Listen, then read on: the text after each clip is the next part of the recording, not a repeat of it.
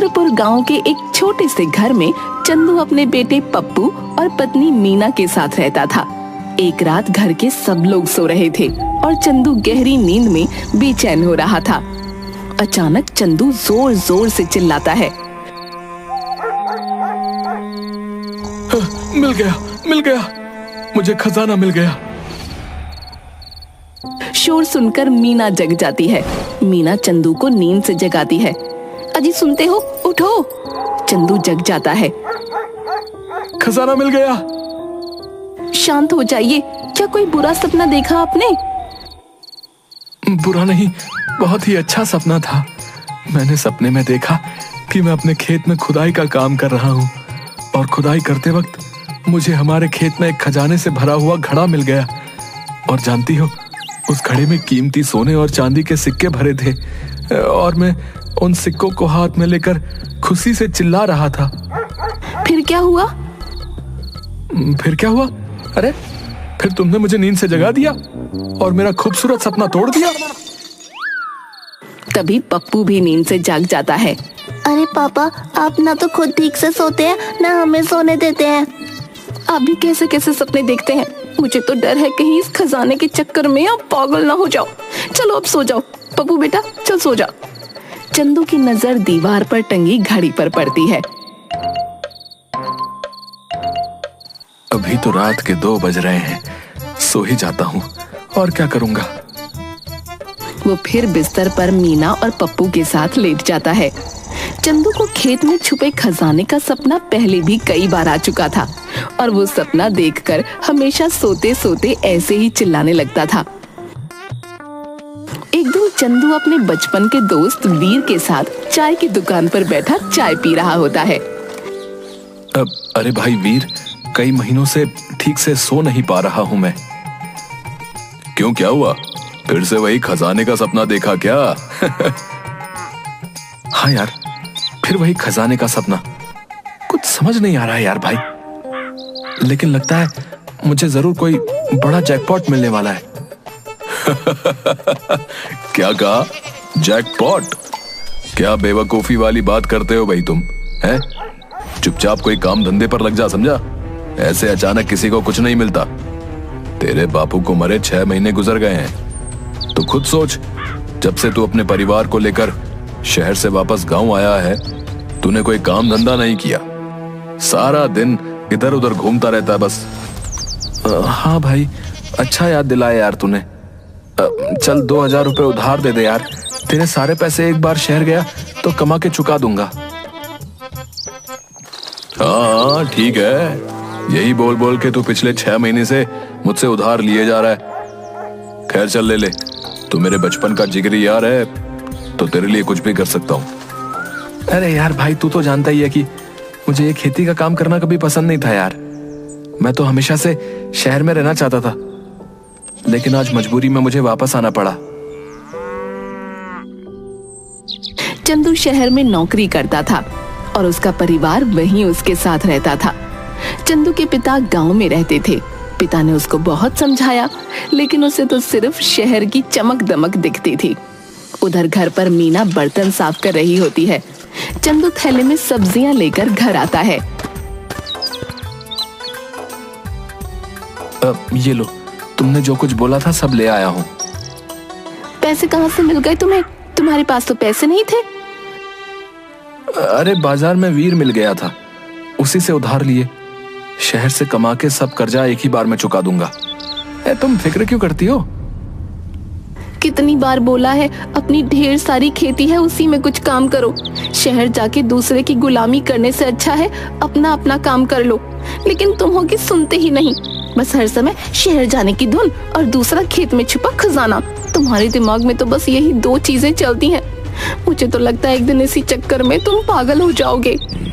तभी चंदू का चचेरा भाई सुरेश अपनी मोटर बाइक लेकर चंदू के घर आता है और उसे आवाज देता है, चंदू, ए चंदू।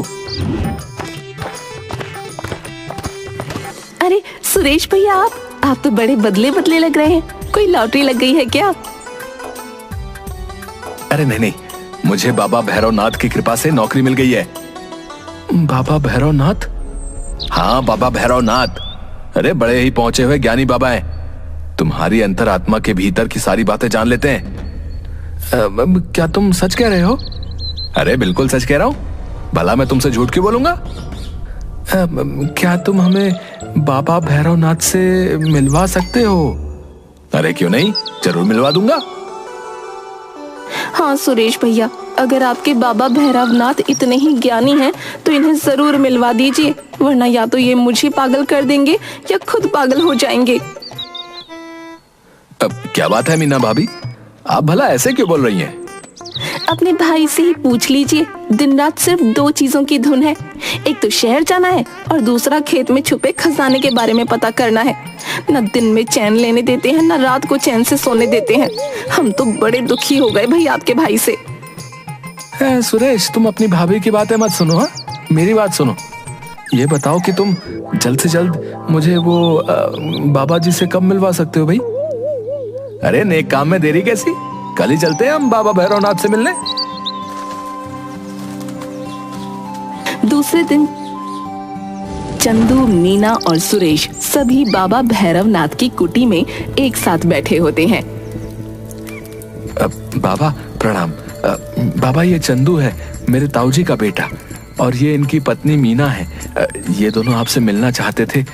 बड़ी उम्मीद लगाकर आपके पास आए हैं बाबा। इन पर अपनी कृपा का हाथ रखिए। ठीक है बच्चा, बताओ क्या जानना चाहते हो? बाबा जी, मैं ना कई महीनों से सो नहीं पाया हूँ। बाबा, मैं कई महीनों से अपने खेतों में कोई खजाना मिलने का सपना देख रहा हूँ। क्या सच में मेरे खेतों में कोई खजाना दबा पड़ा है?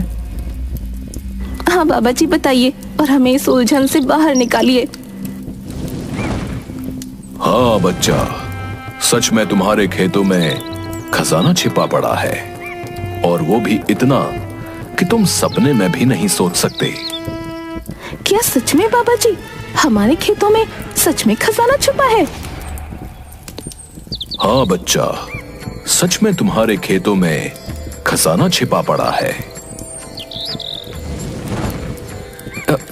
तो बाबा जी, वो छुपा हुआ खजाना हमें कैसे मिलेगा? सब्र रखो बेटा, बताता हूँ। बाबा अपने सामने जल रहे यज्ञ में मंत्र पढ़ते हुए भभूति डालते हैं। सभी की नजर बाबा पर होती है। बेटा, तुम्हें अपने खेत में हल चलाने होंगे, खेतों में बीज बोने होंगे, और जब फसल पक के तैयार हो जाए तो मेरे पास आना। फिर मैं तुम्हें बताऊंगा खजाना मिलने का उपाय। आपने जैसा कहा है बाबा जी, मैं बिल्कुल वैसा ही करूंगा। बस मुझे खेतों में छुपा हुआ वो खजाना मिल जाए बस। वो खजाना तुम्हारे खेतों में है, इसलिए उस पर सिर्फ तुम्हारा हक है, और तुम्हें वो जरूर मिलेगा। बस तुम्हें सब्र रखना होगा बेटा। बाबा भैरवनाथ की जय, बाबा भैरवनाथ की जय। बाबा भैरवनाथ की बात सुनकर सभी बहुत खुश थे। चंदू और मीना बार बार सुरेश को धन्यवाद दे रहे थे। सुरेश भाई, तुम्हारा बहुत बहुत शुक्रिया। मैं तुम्हारा ये एहसान कभी नहीं भूलूंगा। इसमें एहसान कैसा, भाई भाई के काम आता है। आज तुम्हारी वजह से मुझे बाबा तक आने का रास्ता मिला, और बाबा से उस छुपे हुए खजाने तक जाने का रास्ता मिला है। जिसकी किस्मत में जो होता है उसे वो जरूर मिलता है। बस हमें ऊपर वाले पर भरोसा करना चाहिए। आप बिल्कुल ठीक कह रहे हैं सुरेश भैया। अब हमारे दिन भी अच्छे हो जाएंगे, फिर मुझे कुछ करने की जरूरत नहीं पड़ेगी। हम आराम से शहर जाकर वहां की सुख सुविधाओं के साथ रहेंगे। चंदू अपने खेतों में ट्रैक्टर से जुताई करता है।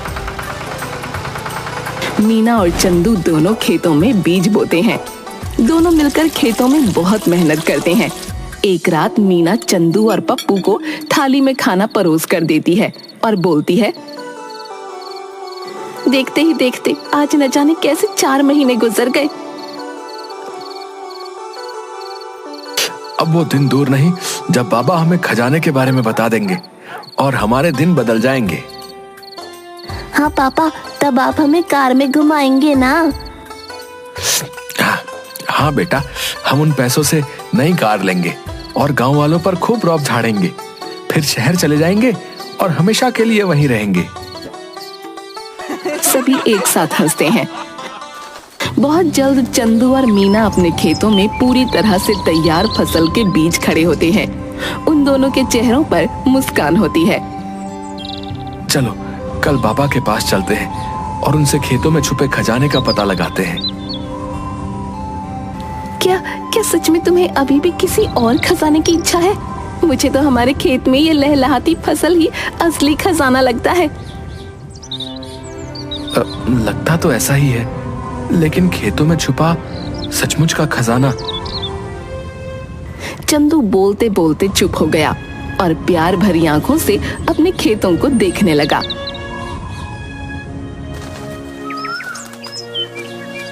दूसरे दिन चंदू और मीना बाबा भैरवनाथ के पास जाते हैं। बाबा भैरवनाथ की जय हो, बाबा भैरवनाथ की जय हो। बाबा जी, आपने जैसा कहा था हमने वैसा ही किया। तो बच्चा, तुम्हारे खेतों में फसल पक के तैयार है? हाँ बाबा जी, खेतों में फसल लहलहा रही है। बच्चा, कैसी फसल हुई है तुम्हारे खेतों में? बाबा जी, फसल तो बहुत अच्छी हुई है। खेत तो ऐसे चमक रहे हैं जैसे सोने के सिक्के। क्या बोया था तुमने अपने खेत में? जी बाबा जी, मैंने गेहूं की खेती की थी। तो गेहूं के दाने कैसे हैं? बाबा जी, सोने जैसे पीले, चमकदार और बड़े बड़े। तो तुम्हारा मतलब है कि तुम्हारे खेतों में गेहूं नहीं, बड़े बड़े सोने के दाने हुए हैं। जी बाबा जी, बिल्कुल सोने जैसा चमक रहा है खेत। अच्छा ये बताओ कि मेरे पास से वापस जाने के बाद क्या तुमने फिर कभी छुपे खजाने का सपना देखा? नहीं बाबा जी, मैंने तो वो सपना दोबारा नहीं देखा और मैं उसके बारे में भूल भी गया। बच्चा, ये तो बहुत बड़ी गड़बड़ हो गई। कैसी गड़बड़ बाबा जी? क्या बात है? आप थोड़ा परेशान दिख रहे हैं। तुमने पिछले 4 महीनों से एक बार भी उस छुपे खजाने का सपना नहीं देखा। मुझे लगता है तुम्हारे खेतों में छुपे खजाने की चोरी हो गई है। खजाने की चोरी किसने करी बाबा जी? तुमने अपने खेतों में खजाना होने की बात किस किस को बताई थी? ये बात तो बाबा जी पूरे गांव को पता है। फिर तो जरूर किसी ने तुम्हारा खजाना चुरा लिया। कहीं वीर ने तो नहीं खजाना चुरा लिया? वीर? हो सकता है, क्योंकि उसे भी तो खेतों में छुपे खजाने के बारे में पता था। नहीं नहीं, वीर ऐसा नहीं करेगा। उसने तो हमारी कितनी मदद की। जब मैं शहर से वापस आया तो हमेशा उसने ही मुझे पैसे उधार दिए और आज तक कभी मुझसे वापस भी नहीं मांगे। वो ऐसा नहीं कर सकता। वो मेरे बचपन का दोस्त है। फिर किसने चुराया होगा हमारा खजाना? मुझे नहीं पता किसने चुराया, लेकिन ये जरूर जानता हूँ कि वीर ने नहीं चुराया।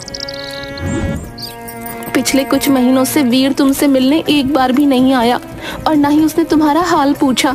मुझे तो पूरा यकीन है कि वीर ने खजाना चुराया है। जिसके पास इतना खजाना होगा वो अपने उधार दिए थोड़े से पैसों के लिए क्यों आएगा? किसी पर चोरी का इल्जाम लगाने से पहले हमें एक बार उसे भी अपनी सफाई देने का मौका जरूर देना चाहिए। सही कहा बाबा जी आपने। हम वीर को यहाँ बुलाते हैं। नहीं, कोई जरूरत नहीं है इसकी। मुझे कोई खजाना नहीं चाहिए। इतने दिनों से जिस खजाने के लिए तुमने हमारा जीना हराम कर रखा है, आज तुम्हें वो खजाना नहीं चाहिए? हाँ हाँ, नहीं चाहिए। और मुझे इस बारे में किसी से कुछ नहीं पूछना है और ना ही तुम इस बारे में किसी से कुछ पूछोगी। भला क्यों नहीं पूछूंगी? मैं तो पूछूंगी और जरूर पूछूंगी। वो भी तुम्हारे सामने पूछूंगी। बाबा जी, मैंने पैसों के लिए भाई भाई को लड़ते देखा है। वीर मेरा दोस्त है, फिर भी उसने कभी मुझे पैसों के लिए मना नहीं किया। जब मैं अपने पिताजी को छोड़कर शहर चला गया तो उसने ही एक बेटे की तरह हमेशा मेरे पिता का साथ दिया। और उनके जाने के बाद जब मैं शहर से वापस आया तब मेरे मांगने पर हर बार उसने मुझे पैसे दिए, जबकि वो जानता था कि अगर मैं एक बार शहर गया तो कभी वापस नहीं आऊंगा। शायद फिर भी उसने हमेशा मेरी मदद की। फिर हमारा खजाना कहाँ गया? नहीं चाहिए हमें कोई खजाना। मैं अपने खेतों में काम करूंगा और मेहनत करके तुम्हारे लिए सचमुच का एक खजाना बनाऊंगा। सही कहा बच्चा तुमने। ये फसल ही हमारी मेहनत का फल है। हम इस धरती को अपने खून पसीने से सींचते हैं और बदले में ये धरती हमें फल देती है। बेटा, यही तुम्हारा असली खजाना है। इस संसार में हम बहुत कुछ पाने की कल्पना करते हैं, लेकिन सच्चे मन से मेहनत नहीं करते। खैर, आज मुझे खुशी है कि तुमने मेहनत की और उसका फल तुम्हें मिला। वो सब तो ठीक है, लेकिन हमारा खजाना? तुमने फिर खजाने की बात की? हाँ, मैंने खजाने की बात की और मुझे वीर से पूछना ही होगा कि हमारा खजाना कहाँ छुपाया है उसने। इतना कहकर मीना ने बाबा जी की दाढ़ी और मूंछ उनके चेहरे से हटा दी। वीर और बाबा जी सब जोर से हंसने लगे। मुझे माफ करना मेरे दोस्त, लेकिन हम सब तुम्हारे खेत में छुपे खजाने और शहर जाने की बात से परेशान हो चुके थे। मैंने और भाभी ने तुम्हें कितना समझाया, लेकिन तुम्हें किसी की बात समझ नहीं आ रही थी। इसलिए हम सब ने मिलकर तुम्हें असली खजाने तक पहुंचाने का ये रास्ता ढूंढा। चंदू अपने दोस्त के गले लगता है। मुझे माफ कर दो मेरे भाई। असली खजाना क्या होता है ये समझने में मैंने बहुत देर कर दी। हाँ, देर तो तुमने कर दी, क्योंकि तेरे पिताजी हमेशा तुझे इस खजाने से मिलवाना चाहते थे, लेकिन ऐसा नहीं हुआ। पर मुझे खुशी है कि उन्होंने जो सपना तेरे लिए देखा था, आज तूने अनजाने में ही सही पर उसे पूरा किया है। वो हमेशा तुझे तेरी मेहनत किए हुए लहलहाते खेत के बीच में खड़ा देखना चाहते थे। आज वो जहां भी होंगे तुझे इस तरह देखकर बहुत खुश हो रहे होंगे। मैं वादा करता हूं, मैं हमेशा गांव में ही रहूंगा और पूरी मेहनत से अपने खेतों से सोने चांदी का खजाना बनाऊंगा। सब मुस्कुराते हैं और उस दिन के बाद चंदू कभी भी शहर जाने की बात नहीं करता और पूरी मेहनत से अपने पिता के खेतों में अनाज उगाता और खेती करता।